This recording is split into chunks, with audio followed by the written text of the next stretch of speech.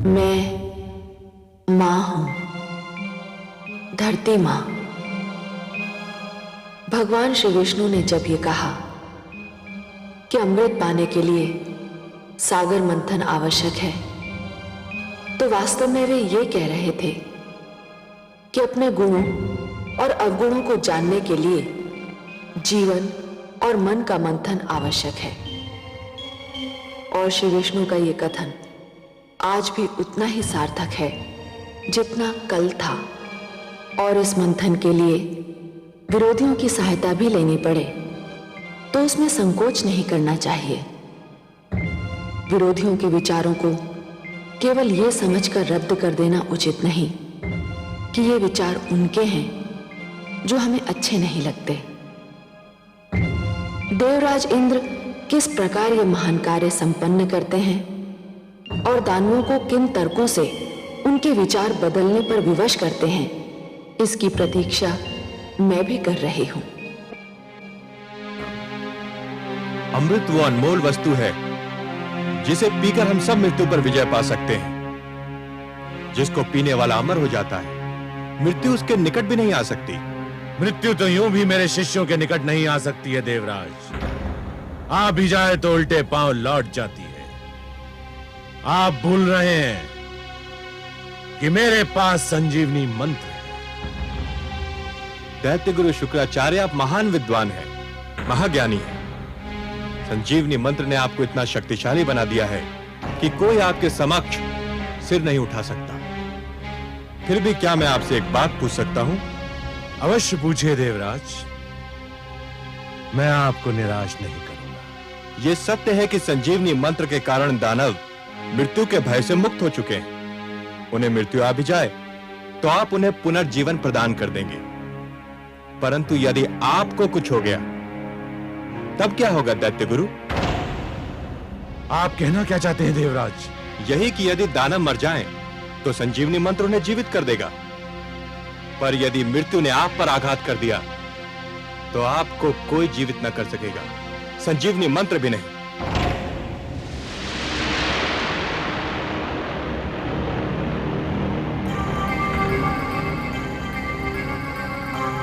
आपको तो भली भांति स्मरण होगा कि भगवान शिव ने क्या कहा था। कदाचित आप भूल गए हो तो मैं स्मरण करा दूं कि भगवान शिव ने कहा था कि यह संजीवनी मंत्र एक कल्प में एक ही बार केवल एक ही व्यक्ति को दिया जा सकता है।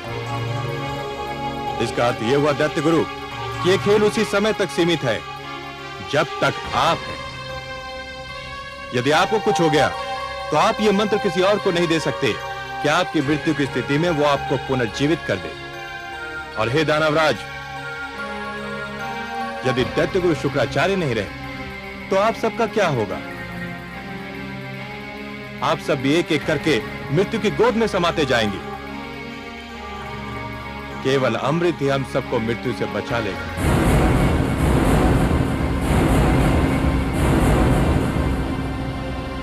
आपके तर्क में तथ्य है देवराज, किंतु हमें अमृत कैसे प्राप्त होगा देवराज? मैं पूरी योजना लेकर उपस्थित हुआ हूं। अमृत समुद्र मंथन द्वारा प्राप्त होता है, पर समुद्र मंथन एक बहुत विशाल अभियान है। पूरे समुद्र को मथना कोई परिहास नहीं है, वो भी इस स्थिति में जब मंदर पर्वत जैसी मथानी होगी और वासुकी नाग की डोरी। यह तो वास्तव में बहुत कठिन और महान अभियान होगा। आप ठीक समझे दानवराज, ये कठिन और महान कार्य अकेले दम न हम कर सकते हैं और ना आप। हम दोनों मिलकर ही इस विशाल अभियान को सफल बना सकते हैं। परंतु यह स्मरण रखिए कि अमृत की प्राप्ति है, वो बहुत आवश्यक है। मैं इस आवश्यकता के विषय में भी जानना चाहूंगा देवराज। अमृत हम सबको अमर कर देगा।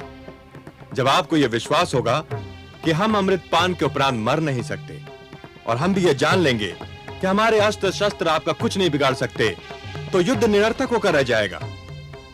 अमृत केवल मृत्यु का ही नहीं, युद्ध का भी अंत होगा। गुरुदेव, मेरे विचार में यह प्रस्ताव स्वागत योग्य है। इस प्रस्ताव की महानता को नकारा नहीं जा सकता गुरुदेव। हमें देवताओं की बात मान लेनी चाहिए, हमें देवताओं की बात मान लेनी चाहिए।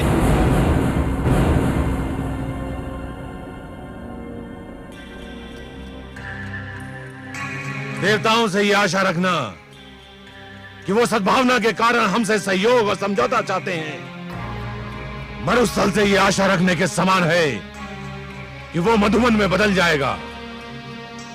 ये मित्रता, ये सहयोग की भावना, ये समझौते की इच्छा देवताओं के मन में अचानक कहां से जाग उठी देवराज इंद्र। ठोकर खाने वाले ही संभलने की चेष्टा करते हैं दैत्य गुरु। पराजय हमारे लिए वो ठोकर सिद्ध हुई जो हमें संभलने पर विवश कर रही है। सच तो यह है कि हम बार बार के युद्ध से ऊब गए हैं। दानवराज, क्या मैं समझूं कि आपने प्रस्ताव स्वीकार कर लिया है? मुझे देवताओं पर तनिक भी विश्वास नहीं है, परंतु देवराज आपके इस तर्क ने मुझे निरुत्तर कर दिया है कि मैं संजीवनी मंत्र से सबको जीवित कर सकता हूं, परंतु स्वयं को नहीं। मेरी मृत्यु की स्थिति में मेरे शिष्यों का भविष्य अंधकार में डूब जाएगा। अपने शिष्यों के हित के लिए मुझे आपका प्रस्ताव स्वीकार करने में कोई आपत्ति नहीं है।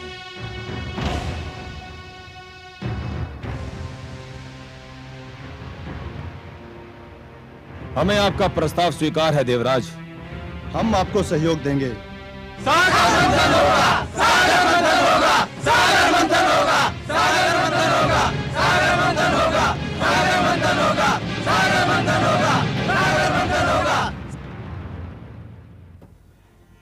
आज तो हमारे देवराज ने चमत्कार कर दिया महादेवी। जिस प्रकार ज्वार के समय समुद्र की लहरें तट को तोड़कर आगे निकल जाती हैं, उसी प्रकार आज देवराज इंद्र के तर्क दानवों की बुद्धि के आगे निकल गए। जैसे सूर्य दीपक की महत्ता को कम कर देता है, वैसे ही आज देवराज ने दैत्य गुरु शुक्राचार्य को निरुत्तर कर दिया। जिस युद्ध को देवराज हार चुके थे, उसी युद्ध को उन्होंने दानवों की सभागार में जीत लिया। उन्होंने यह सिद्ध कर दिया देवी कि युद्ध केवल रणक्षेत्र में नहीं होता, विवाद क्षेत्र में भी होता है, और उसे विवाद क्षेत्र में जीता भी जा सकता है। भोर समय का भूला सांझ पड़े घर लौट आए तो उसे भूला नहीं कहते। लगता है देवराज वास्तव में ठोकर खाकर संभल गए हैं। आज तो उन्होंने दैत्य गुरु शुक्राचार्य जैसे विद्वान को भी तर्कहीन कर दिया। हाँ, परंतु हमारे देवराज का मन सूर्य की भांति बड़ा विचित्र है देवी। जब अंधेरे से सवेरा निकलता है, तब सूर्य की किरणें बहुत शीतल होती हैं, परंतु जैसे जैसे दिन चढ़ता जाता है, वैसे उन किरणों की शीतलता लुप्त हो जाती है और वही किरणें ताप की वर्षा करने लगती हैं। अभी तो हमारे देवराज के मन में पराजय का घाव हरा है। जब यह घाव भर जाएगा, तब हमारे देवराज इंद्र कितने विनम्र रहते हैं, यह देखना आवश्यक है देवी। परंतु आज तो वे दानवों से सहयोग प्राप्त करने में सफल हो ही गए। आपके परामर्श के अनुसार सागर मंथन तो होकर ही रहेगा। हाँ महादेवी, देवराज की सफलता यह दर्शा रही है कि उनका कार्य तो समाप्त हो गया। अब मेरा कार्य आरंभ होना है। दानव सागर मंथन के लिए उतावले हैं, तो फिर हमें भी देर नहीं करनी चाहिए। पक्षीराज,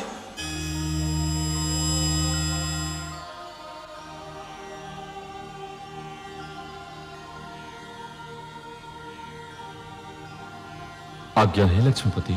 पक्षीराज, आप हमारे सुदर्शन के साथ मंदर पर्वत पर जाइए। जो आज्ञा देवेश्वर।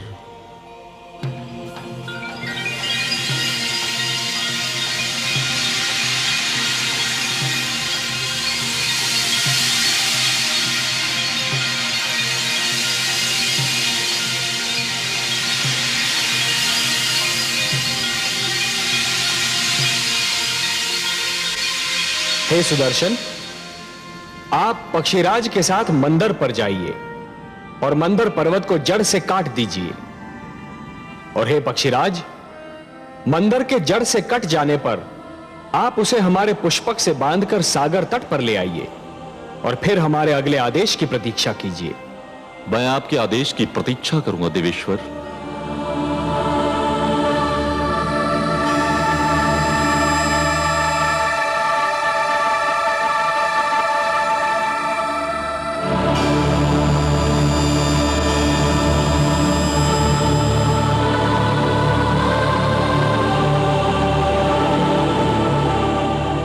सुदर्शन, आप अपने कार्य का शुभ आरंभ कीजिए। मैं पुष्पक लेकर लौटता हूं।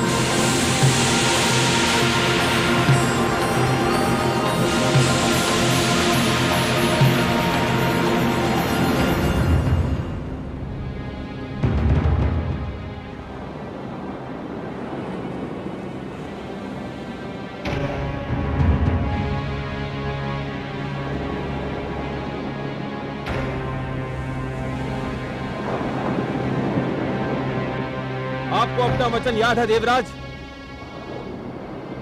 आपने कहा था सागर मंथन से जो भी निकलेगा वो आपके और हमारे मध्य समानता से बांटा जाएगा। हमने यही निश्चित किया था दानवराज, और हम अब भी अपने वचन पर अडिग हैं। तो फिर ठीक है, सागर मंथन का शुभारंभ होगा। पक्षीराज जैसे ही मंदर पर्वत लेकर आएंगे, मंथन आरंभ कर दिया जाएगा।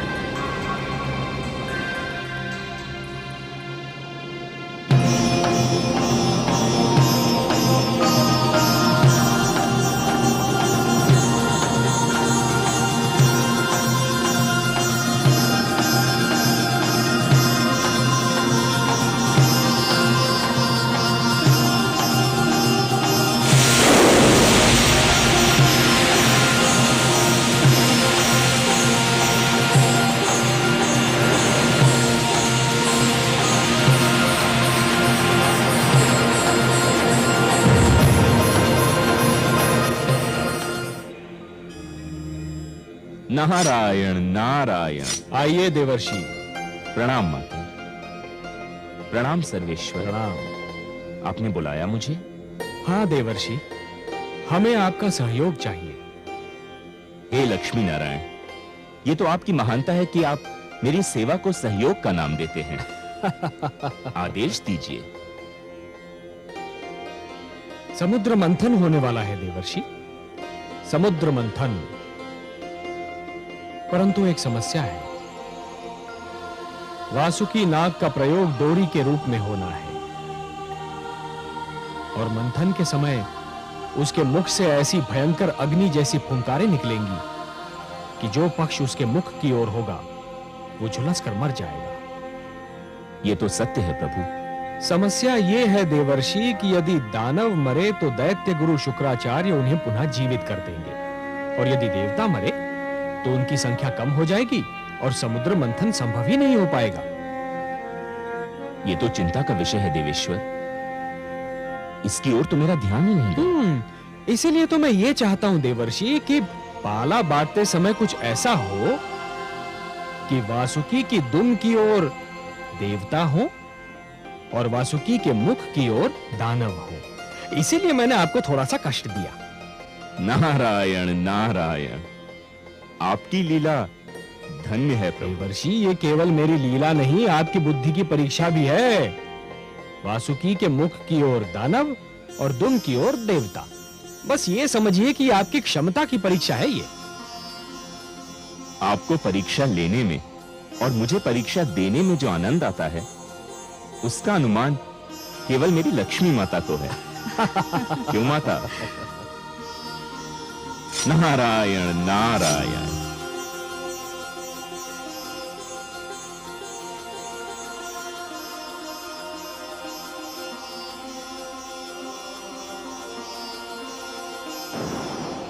नहीं देवराज, हम दुम का छोर पकड़ेंगे और तुम देवतागण मुख की ओर रहोगे। ये नहीं हो सकता।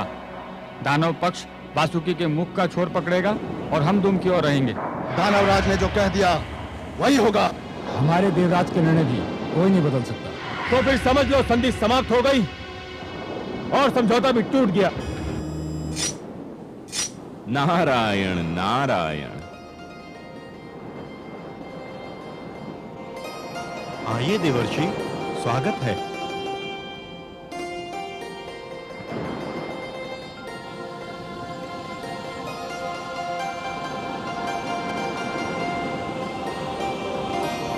वातावरण का ताप बहुत बढ़ा हुआ दिख रहा है। किस विवाद ने ताप को बढ़ा दिया है? देवर्षि, आप ही निर्णय कीजिए। हमारा कहना है कि दानव वासुकी के मुख का छोर पकड़ेंगे और देवता दुम का छोर, पर ये दानव मान ही नहीं रहे हैं। हे देवर्षि, समझौते का प्रस्ताव देवराज लेकर आए थे, हमने मान लिया। अब हम प्रस्ताव रख रहे हैं तो देवराज क्यों नहीं मानते? उचित है, सर्वथा उचित है। देवराज, दानवराज का तर्क बुद्धिसंगत है। ये आप क्या कह रहे हैं देवर्षि? आप तो दानवों का पक्ष ले रहे हैं। मैं पक्ष नहीं ले रहा हूं देवराज, मैं तो वही कह रहा हूं जो न्याय संगत है। हे देवराज, शरीर में मुख श्रेष्ठ होता है या पांव? 100% मुख। वो ऊपर होता है, ऊंचा होता है, शरीर की पहचान बताता है। तो फिर तो श्रेष्ठ की ओर उसी को ही होना चाहिए जो स्वयं भी श्रेष्ठ हो। क्या कहना चाहते हैं आप देवर्षि?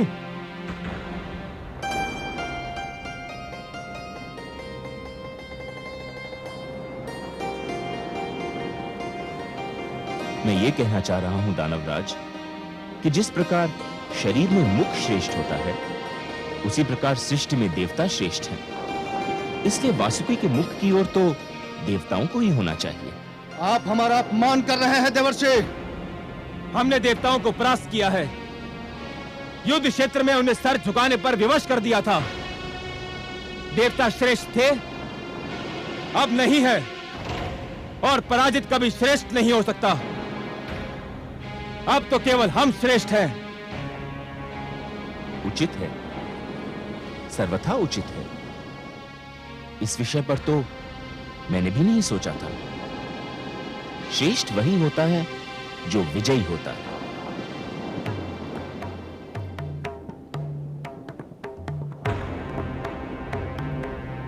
हे देवेंद्र, अब इस कटु सत्य को मान ही लीजिए कि विजयी होने के कारण दानव श्रेष्ठ हो चुके हैं।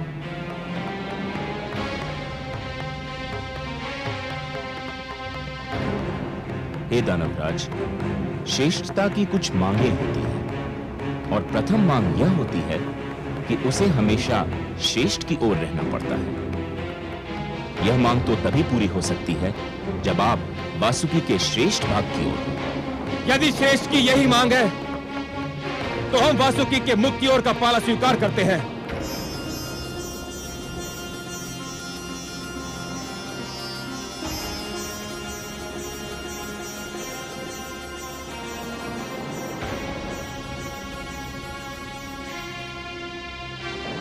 आप वास्तव में श्रेष्ठ हैं दानवराज।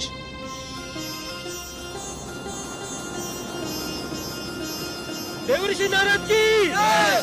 देवर्षि नारद की जय! देवर्षि नारद की जय! नारायण नारायण।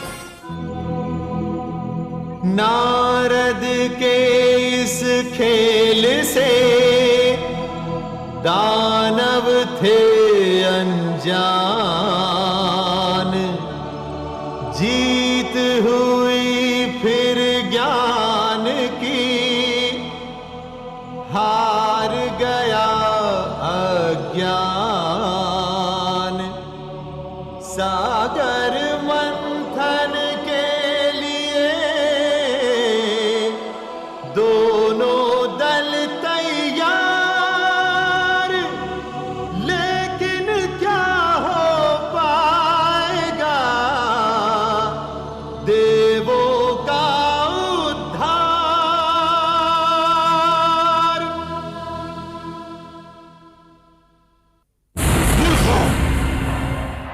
तुम जानते हो कि वासुकी के मुख की ओर रहने से क्या होगा? उसके मुख से ज्वाला के रूप में फुंकारें निकलेंगी और तुम सब झुलस कर रह जाओगे। देवता चतुर हैं और नारद उनसे भी अधिक चतुर। उन्होंने तुम्हें श्रेष्ठ कहकर तुम्हारी प्रशंसा कर दी और तुम उनके जाल में फंस कर रह गए।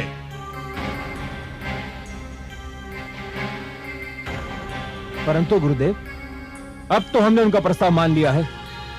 यदि अब हमने उनका निर्णय नहीं माना तो हमारे अपने लोग हमें संदेह की दृष्टि से देखने लगेंगे।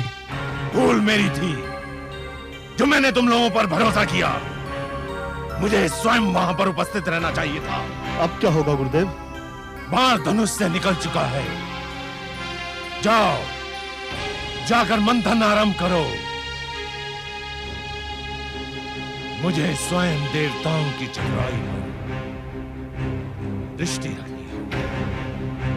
जाओ। जो आज्ञा गुरुदेव।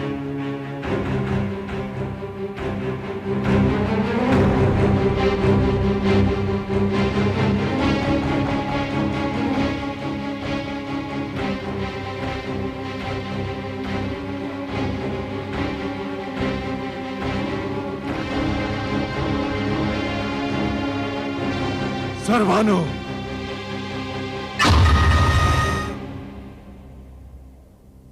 आज्ञा गुरुदेव। सर्वानु, समुद्र मंथन होने जा रहा है।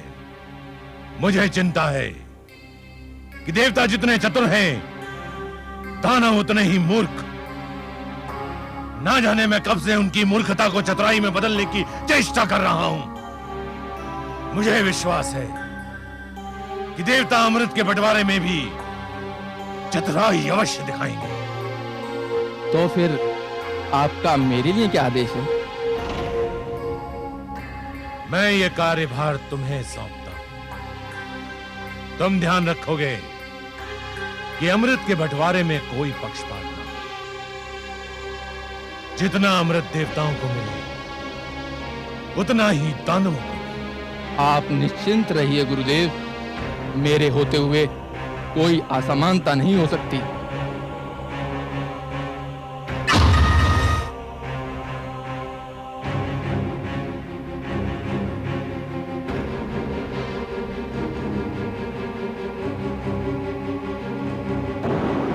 हे पक्षीराज,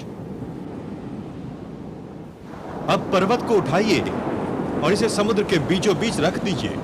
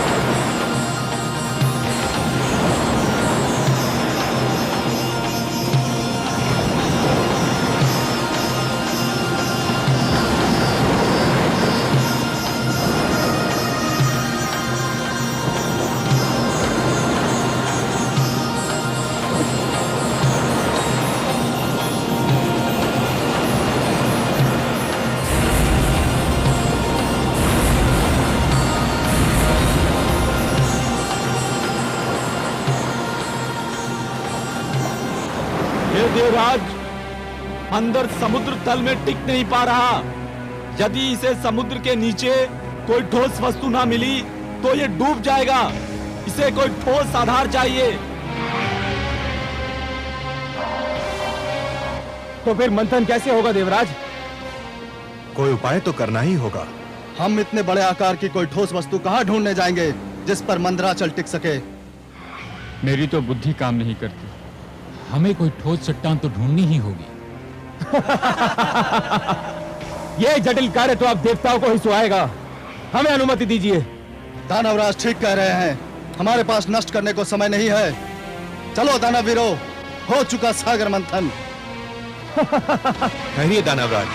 देवराज, हम ठहर कर क्या करेंगे? मंथन तो संभव नहीं है। समुद्र मंथन यदि इतना सरल होता, अमृत का मिलना यदि इतना सहज होता दानवराज, तो यह कार्य कब का हो चुका होता। परंतु जैसे नागमणि को प्राप्त करने के लिए जोखिम झेलना पड़ता है, वैसे अमृत प्राप्त करने के लिए कठिनाइयों से तो जूझना ही होगा। परंतु इस कठिनाई का तो कोई उपाय दिखाई नहीं देता। उपाय है। हे देवराज, क्षीर सागर वासी भगवान विष्णु के अतिरिक्त और कोई नहीं जो हमारी सहायता कर सके। हाँ देवराज, केवल वही हमें इस संकट से उबार सकते हैं। हमें लक्ष्मी नारायण से सहायता मांगनी चाहिए। हमें अपने लक्ष्मीपति की स्तुति करनी चाहिए।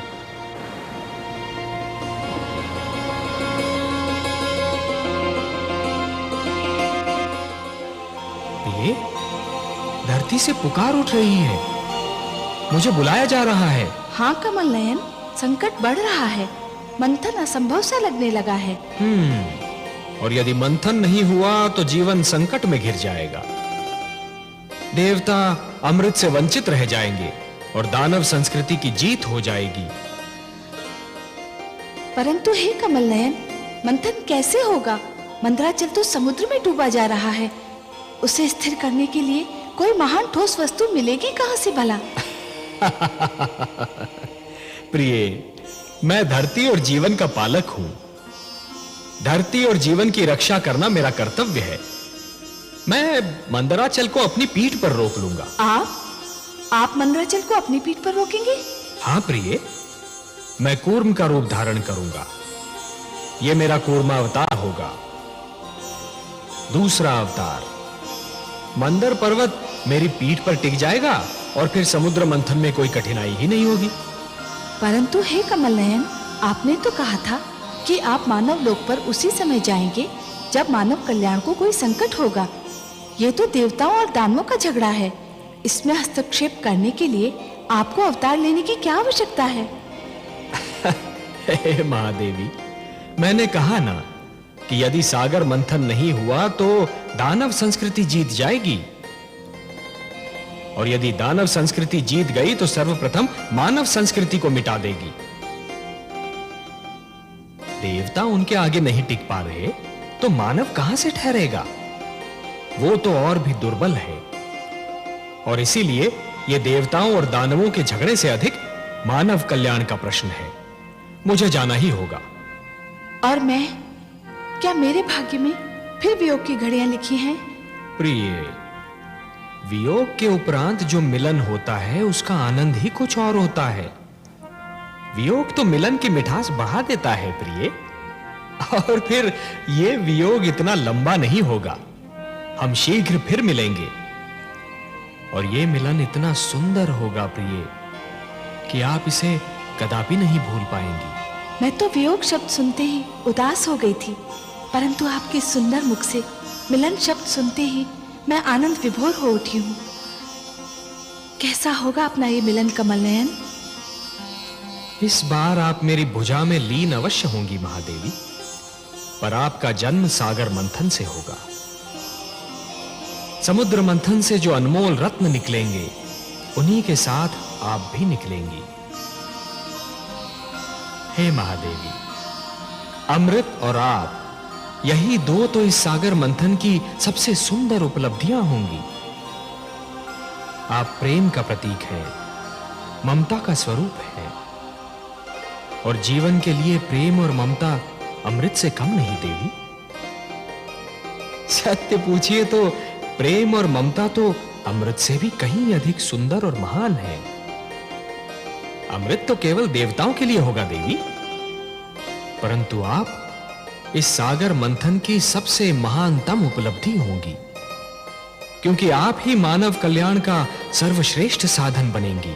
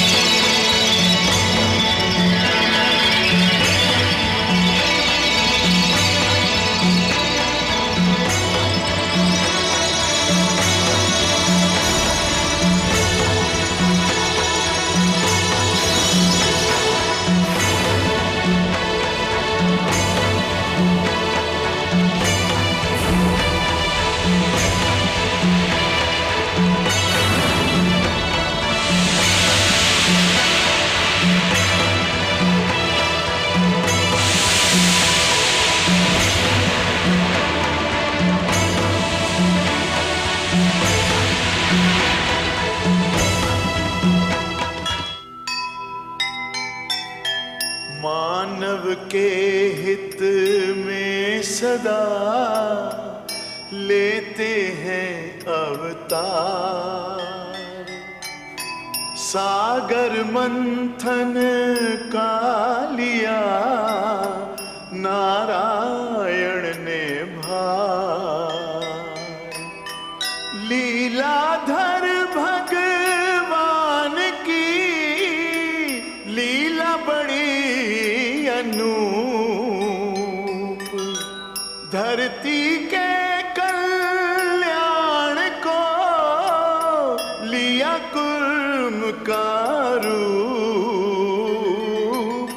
लिया कुर्म का रूप।